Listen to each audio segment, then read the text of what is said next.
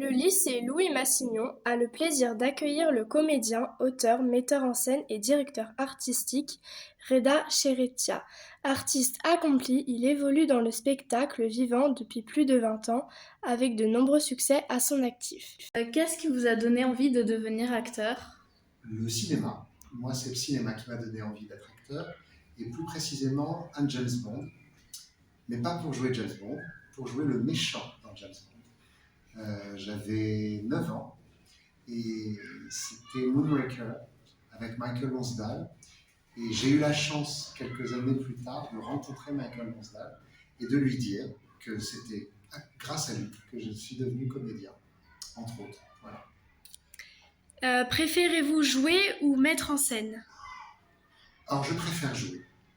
Ça, c'est sûr, je préfère jouer. Mais mettre en scène, c'est très intéressant parce que ça me demande aussi de la pédagogie, d'amener quelqu'un à travailler, à aller vers son personnage. C'est quelque chose qui m'intéresse beaucoup. Et comme j'ai été prof avant d'être comédien, eh ben, j'aime faire les deux choses. Mais effectivement, jouer, être sur le plateau, recevoir moi les applaudissements, oui, c'est ce que je préfère. Quel a été le rôle le plus difficile à interpréter? Euh, je crois que c'est le rôle du moine dans l'adaptation du moine de Matthew Gregory Lewis. Et c'était un personnage, j'étais jeune comédien et j'étais censé, comment je pourrais dire, être une star. Même si c'est un moine, c'était un prédicateur très célèbre et il fallait que je sorte de moi-même pour être crédible dans le rôle de quelqu'un qui est très charismatique. Et il y avait une scène qui était particulière, qui était très violente. Et là, j'avais vraiment peur de ne pas être à l'aise, et notamment aussi avec ma partenaire. Là, c'était compliqué. C'était certainement le plus difficile, mais parce que j'étais jeune comédien. Quels sont vos projets pour 2023? Alors, 2023, alors nous, dans le théâtre et dans le spectacle vivant, on fonctionne en saison. Donc, c'est 2022-2023. Alors, mes projets, c'était un opéra, un deuxième opéra que j'ai monté qui s'appelle Le secret de la botte, adapté de La botte secrète de Claude Terrasse, à l'occasion des 100 ans de la disparition de Claude Terrasse, avec l'ensemble Kainos. Ça, c'était un de mes gros projets. Sinon, cette année, il y avait beaucoup le travail de diffusion de mes spectacles. Je tourne avec beaucoup de mes spectacles en France. Et là, au mois de mars, fin mars, je vais aller jouer en Suisse. Voilà. Donc, il y a pas mal de projets, puis il y a un projet d'écriture aussi. D'accord. Quels sont les points positifs et négatifs de votre métier? Alors, les points positifs, c'est qu'on a la chance de jouer, en fait, de s'amuser, d'aller cultiver notre part d'enfance. Ça, c'est vraiment un point positif. Le point positif, c'est aussi le retour du public, les applaudissements, les rires, les gens qui vous reconnaissent dans la rue en disant « Ah, je vous ai vu », ça, c'est vraiment super. Euh, c'est un métier difficile. J'ai la chance, moi, et ça, c'est un point positif, de beaucoup travailler. C'est pas toujours le cas. Il y a beaucoup de comédiens, de gens du spectacle qui... C'est difficile, vraiment. Et ça, ce serait... Je vais vers le point négatif, c'est que c'est un métier où on est... il faut être voulu, il faut être demandé. Et moi, j'ai la chance de faire mes propres créations. Donc, en fait, quand on ne veut pas de moi, ben moi, je travaille tout seul. Et je produis mes propres spectacles, etc. Mais j'ai la chance de travailler beaucoup. C'est ça. C'est aussi pour certaines femmes, c'est l'âge. Ça, c'est quelque chose de difficile, qui est un vrai point négatif. C'est-à-dire qu'à partir d'un certain âge, les femmes travaillent moins. Vraiment, les rôles sont plus petits. De toute façon, il y a plus de rôles pour les hommes que pour les filles. Et notamment, par exemple, je fais aussi du doublage, de la post-synchronisation. Et là, c'est bien simple. Pour 4 rôles masculins à l'écran, il y a un rôle féminin, globalement. Donc ça, c'est le point négatif. Conseilleriez-vous aux jeunes de devenir acteurs? Oui, si on a envie. Après, il y a plein d'autres métiers dans le monde du spectacle. On peut être metteur en scène, auteur, scénographe, c'est-à-dire ceux qui inventent les décors, qui les fabriquent, qui les imaginent. On peut être costumier, on peut... Mais si on veut être acteur, oui, c'est un super métier. Enfin, moi, c'est pas moi qui vais dire le contraire. Maintenant, c'est un métier difficile. Comme on dit, il y a beaucoup d'appelés et peu d'élus. Si on a un petit peu de talent, qu'on fait rire mamie dans les banquets, c'est peut-être pas possible de continuer une carrière. Par contre, si on sent qu'on a cette envie-là, qu'on fait une formation, moi j'ai fait le conservatoire de région, voilà, j'ai travaillé pour devenir comédien, ben, je ne regrette pas mon choix. Mais c'est un métier difficile. Quel rôle joue la musique dans vos œuvres? Alors moi j'adore la musique. J'ai fait de la musique classique pendant une dizaine d'années. J'adore la musique.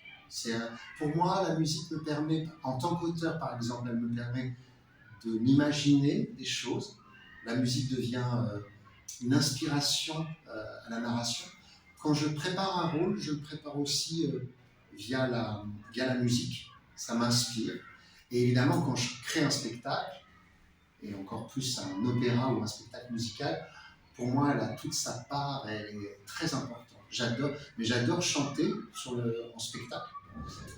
J'adore danser en spectacle. Pour moi, donc c'est très important, la musique est très très importante. Merci. Est-ce que vous admiriez un acteur quand vous étiez jeune? Je vous ai parlé de Michael Lonsdale dans Moonraker. Après, oui, il y a plein d'acteurs qui me fascinent. Alors, paradoxalement, c'est plutôt des femmes. Je suis un fan de Meryl Streep. J'adore Julia Roberts. En France, je suis fasciné par Gérard Depardieu, mais l'acteur, pas l'homme. L'homme ne m'intéresse pas du tout, mais l'acteur. Et puis après, j'ai des... Comment je pourrais dire? J'ai des inspirations chez des acteurs. Votre génération ne les connaît peut-être pas. Si je vous parle de Louis Jouvet, si je vous parle de Gérard Philippe ou de Jean Marais, ce sont des acteurs qui incarnent le verbe. Et ça, c'est très important quand on est acteur. Mais c'est vrai que Meryl Streep ou Susan Sarandon aussi. Voilà. Il y a des actrices comme ça qui sont merveilleuses. Marion Cotillard, elle est très bien. Vincent Cassel, elle est très bien. Mais voilà. Aviez-vous fait du théâtre quand vous étiez élève? Si oui, avez-vous des bons souvenirs? Oh oui, oh oui. Moi, j'ai commencé le théâtre en CM1 parce que ma maman était institutrice et j'étais dans sa classe. Et elle avait monté un projet autour d'un conte et il fallait un narrateur. Et donc, je me suis mis sur les rangs et j'ai eu le rôle. Et les gens étaient persuadés que je lisais, mais je ne lisais pas. J'avais tout appris par cœur et je jouais. Ça a été la première expérience. Après, au collège, pareil, un club théâtre, je suis tout de suite rentré dedans. Et on parlait de points positifs par rapport à mon métier. Et ben, j'ai découvert le premier point positif, c'est la reconnaissance des gens qui vous regardent. Et j'étais en quatrième, je joue un sketch et je suis devenu la star du lycée, enfin la star du collège. Mais vraiment, les élèves m'interpellaient en me citant une réplique qui les avait marqués. Et là, vraiment, c'est vraiment super. Puis après, j'ai fait A3 théâtre. Dans votre métier d'acteur, quelle expérience a été la plus formatrice?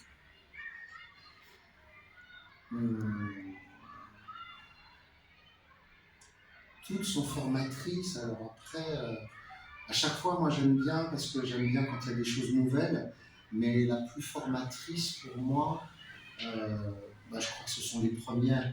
Mon premier Avignon, mon festival d'Avignon, qui était donc avec le spectacle Le Moine, adapté de Matthew Gregor Lewis. Après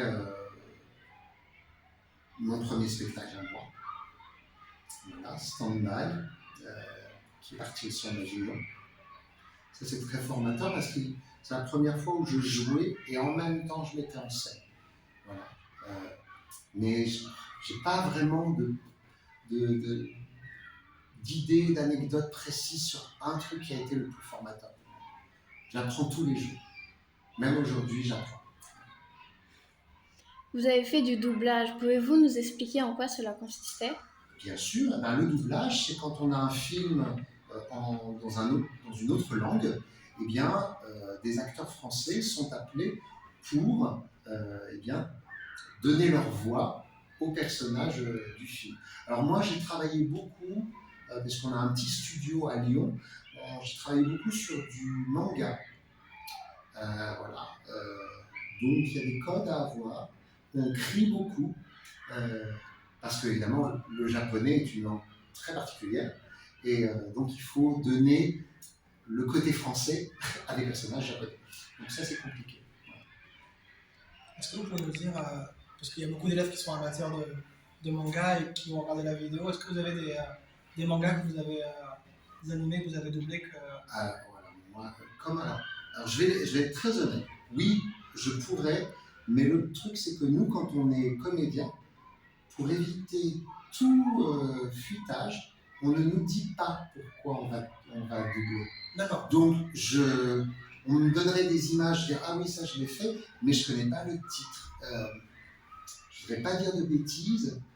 Il y en a un qui passe sur Netflix qui évoque les guerres entre différents chefs et seigneurs dans la Chine je sais pas, je vais dire du Moyen-Âge, on va dire, mais je ne connais pas son titre. Kingdom, peut-être. Kingdom. Maybe. Je ne suis pas sûr. Mais parce qu'en fait, on n'a pas le droit, on ne peut pas filmer, on ne peut rien faire, parce que notamment Netflix est très, très à cheval sur la confidentialité. Merci beaucoup. À la rentrée, nous allons jouer Cyrano pendant le cours de français. Avez-vous des conseils pour réussir une bonne interprétation? Ah bah, Cyrano, c'est l'une des plus belles pièces du monde.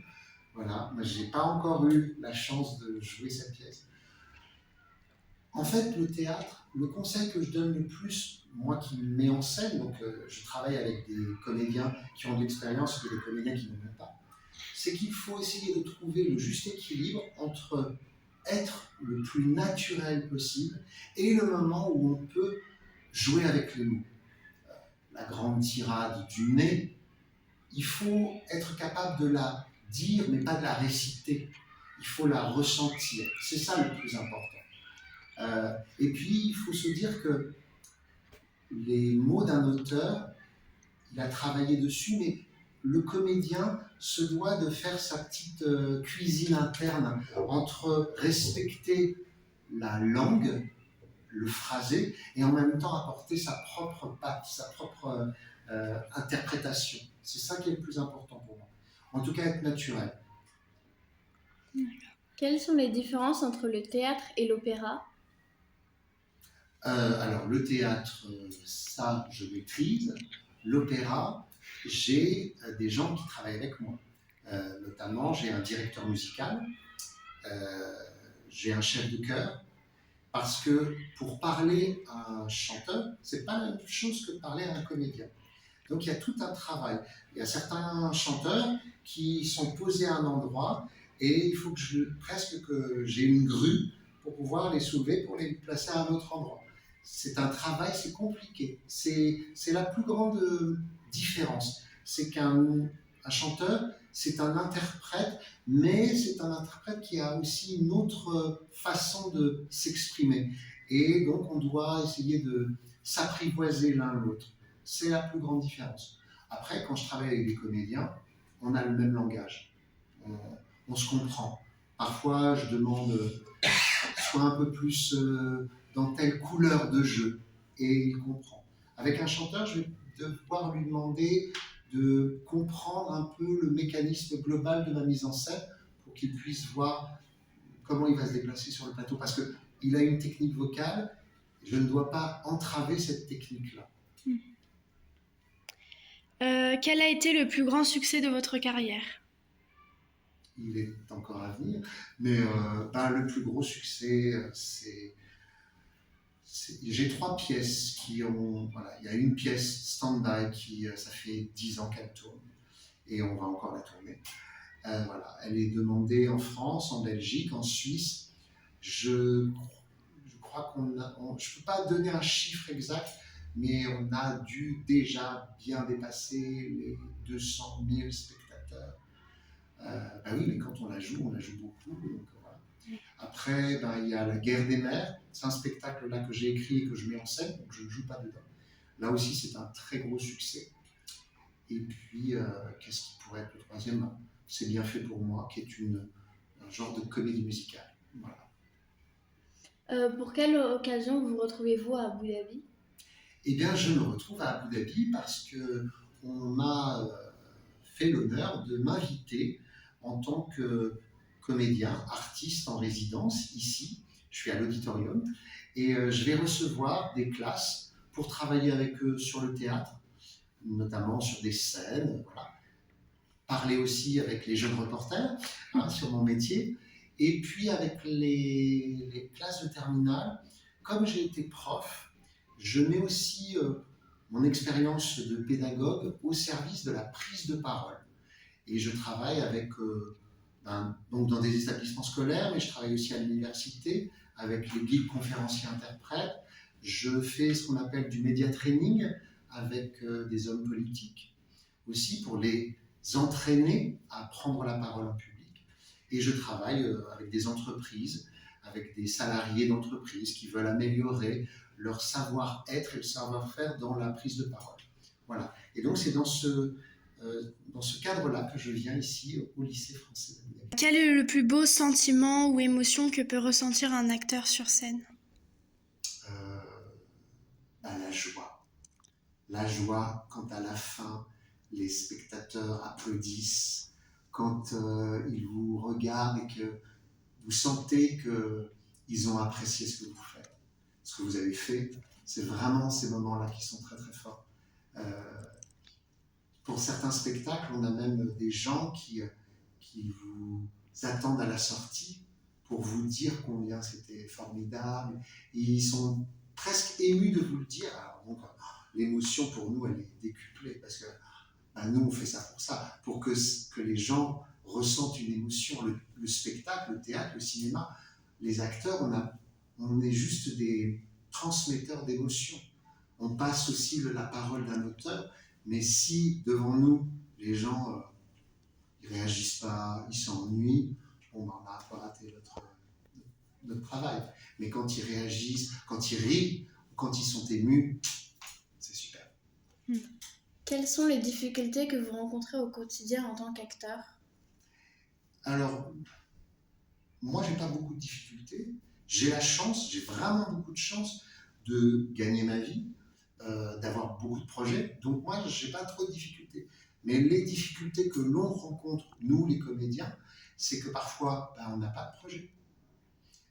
Parfois, le projet, il avait commencé, puis par exemple, il y a un Covid qui nous arrête tout. Nous, pendant presque 2 saisons, on n'a pas pu travailler. Donc, voilà, alors, certains ont dû faire autre chose et ont eu très peur. Ça arrive, ça. C'est vraiment le mauvais côté du métier, c'est si on n'est pas sûr de soi ou sûr de son travail, il y a des moments où on n'a pas de boulot, il n'y a pas de travail, il n'y a pas d'audition, on ne réussit pas les auditions. Ça, c'est des moments aussi qui sont très durs pour nous, les comédiens. Parce qu'on se dit, j'ai pas été très bon. En fait, ça n'a rien à voir, c'est que le metteur en scène, il a une vision très précise du personnage qu'il veut. Et donc, parfois, on colle, et puis parfois, on ne colle pas à la demande. Merci beaucoup. Merci. Merci à vous, merci.